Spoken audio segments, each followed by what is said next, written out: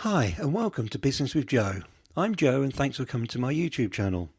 In this video I'm going to be telling you my top 20 tips for starting your own business. I've broken it into 4 parts and you'll find the links to the other videos below in the description. Before we begin, don't forget to subscribe to the channel and also hit the alert bell. Each week I'll be posting new videos, so don't miss out on the opportunities I'll be posting in the coming weeks.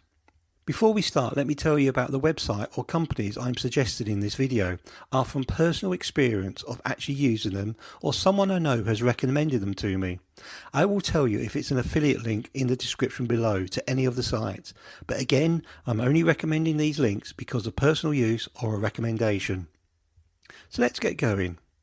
Running your own business can be great fun, but I can guarantee it will be hard work. I've run my own business for over 20 years, so I hope I've learned a few things along the way that will help you.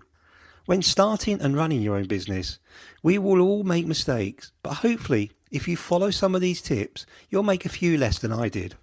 You might be wanting to start a business at home on your own, or with a partner and maybe some staff. There really is no difference apart from the size of the operation. Unless you have someone as a business partner who has already run a business, I would always start small. Be different. I know a house cleaning service that also cleans your oven. How great is that?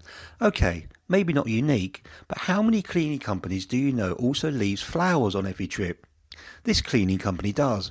With every single clean, no matter how small, they have a contract with a florist and pick up a small bouquet for each client that day, every day. It doesn't cost them that much as they've done a deal with a florist to leave a card and they get most of them at cost rates. Or maybe not every business could leave flowers, but how about mugs with your name on it? Or key fobs? Again, I know a printing company that give away a mug with their logo on it with every order they receive. So whenever their client is having their morning coffee, that printing company is always on their mind should they need anything. It's the little things that make the difference. But can you stand out from your competitors? Think of something unique, not too cheesy, and also not too expensive that will keep you in the mind of your customers. In the past, we've done mouse mats. I know, I'm showing my age. And umbrellas. Well, we used to live in the UK. It might not even be something you give away. It might just be the way you do your work. Invite clients to your factory if you have one. Have open days. Get mentors. You become like the people you associate with, so associate with people who are like-minded.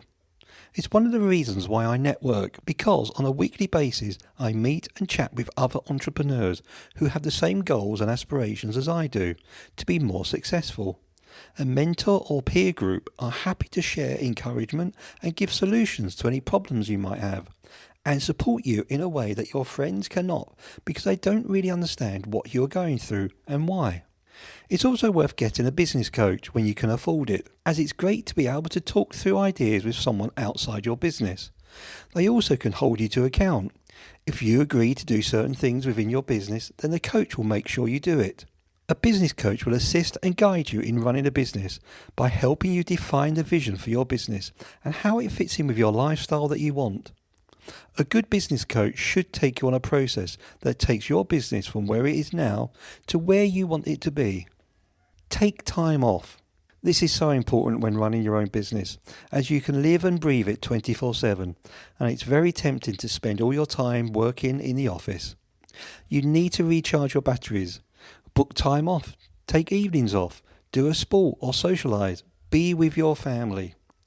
If you're like me, you're more productive first thing in the morning, even very early on, so I set my hours to match these most productive times. Prioritise tasks and see what you could ditch, temporarily or permanently. Be brutal and honest about this. Don't do certain tasks because you enjoy them. Do what brings in the profit. Be selective about who you spend time with. So you got your mentors. Don't undo that good work by spending time with people who are dismissive about what you are trying to achieve. Don't spend too much time with people who make you question your goals and ambitions. People will always criticise what they don't understand. Find someone who you can teach and help. That's when you really learn, and it's one of the most rewarding elements of being in business. Have an exit strategy. I know this sounds strange that right from the offset you are planning on leaving or moving on. But a serious business owner sets up with an exit strategy in mind from the very start, as this allows them to plan the business and know why they're doing it. Only then can they really plan how they're going to achieve this goal. Why are you in business? What lifestyle do you want? Is this business going to help you achieve this? And at what point will you know that this goal has been reached? What kind of profit level do you need to reach? And therefore, what will you have to do to create that profit? At what point will you sell the business or hand it over to your kids to run maybe? Last but by no means least, have fun. Running a business will be exhausting, but it can also be creative, satisfying and very enjoyable. It's a chance to express yourself, meet interesting people and hopefully make a lot of money and create a whole new life for yourself. Enjoy the success and the good times, because the challenges and difficult times will always be just around the corner. Don't get bogged down by the little things and the negative times. A good business owner will brush themselves down, learn by the mistakes, but move on to bigger and better things. If you're not enjoying it, what's the point? That's it for today's video. I hope you enjoyed it, and don't forget to look out for the next one in this series. Please remember to subscribe and click on the bell so you'll be notified when the next video comes out. Good luck with earning money, guys, and remember, you can have results or excuses, but you can't have both.